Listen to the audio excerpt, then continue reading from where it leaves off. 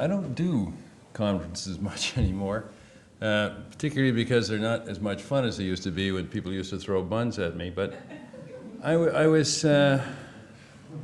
sitting here listening to what people were saying today, and it's really a difficult moment. I have had lots of wonderful colleagues within the justice system, wonderful colleagues that have taken enormous risks, and I've also had great teachers and colleagues from the community.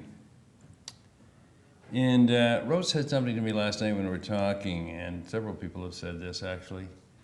What is it when you have good people on one side in the formal justice system, good people in the community system, and we're still not getting it right? What is it? You know, I certainly don't want in anything I say today to dishonor any of the justice system people. I don't know of a single justice person I've ever met who entered into the system wanting to increase the number of Aboriginal people in jail, increase the number of illiterate people in jail, increase the number of people who are mentally challenged in jail. But that's what we're doing as a system.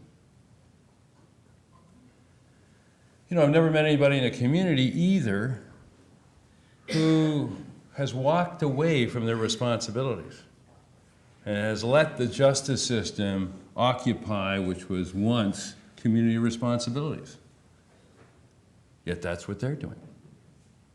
So when we look at this last session about Aboriginal transformative and restorative justice programs, and we answer these 7 things, what we wanted to do is to sort of just get the discussion going by taking each one of these bullets and trying to talk about what the challenges have been. And I'm going to draw in my answers from experiences that I've had working in professional justice systems and in community systems for almost 35, 40 years, and also from many different places all over the world, but particularly from an experience that Rose and I shared at Kwanlin Dunn.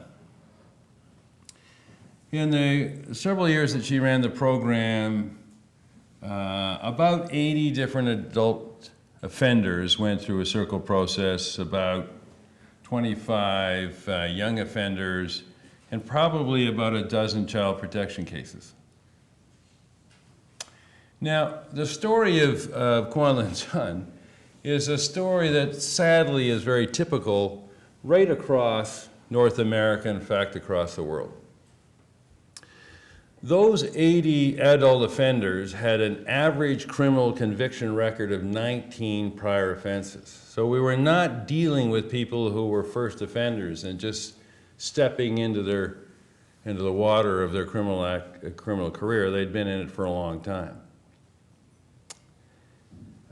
We did all sorts of offenses. The community did not pick people based on what offense they had committed. They picked them on their willingness and capacity to change and on their connection to the community. After about 5 years, we took a look back, and of those 80 people, something like 77% of them had not been a recidivist in those 5 years. Those that did committed less serious offenses and less frequently. Meanwhile, back at the ranch, the criminal justice system had almost the reverse statistics. 75% of the people who went through my court with similar offenses had committed equally or more serious offenses within 5 years of being released from jail. Now, you would think in a world in which it's a competitive world in which corporations compete against each other all the time, and the one that's more successful on the bottom line succeeds. Why then was Kwanlin Dunn suddenly not funded?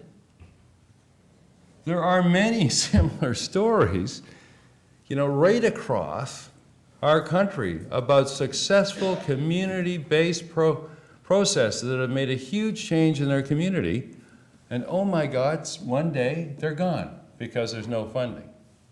And the initial funding was only enough basically to set them up in many cases for failure. And most of the time, people like Rose, whose heart is in working with community people in trouble, is spent writing reports, trying to gain the money, having federal officials, no offense, come and visit them. I once figured out if the federal officials didn't come and just sent us the money for their transportation and accommodation costs, we could have hired one more person in the community. Thank you very much, 20th century, you got rid of colonial governments. Unfortunately, when the colonial governments went, the colonial systems didn't. And so if we look at all the nations across the world that cast off the yoke of colonialism and began to have their own self-government, what we see is every one of them went through a tremendous, and probably many of them still going through, a tremendous violent conflict. And I put it to you, and I've looked at this and might not accept this, but one of the contributors to that violent conflict is they had a justice system that didn't work. They kept the old colonial system. It's been 200 years that this system has been failing. They've had 7 national commissions to figure out that the justice system isn't working. We've tinkered and tinkered and tinkered. We're still going to see, despite Gladue, the number of Aboriginal people going up in our jails. We got to stop and realize that this justice system wasn't an inherent sort of process that came down. No culture 400 or 500 years ago allowed professionals to do the work of communities. You know, it's really important the communities understand that the difference that they want for their children and their future ain't going to happen by hiring more professionals, no matter what the color of their skin is.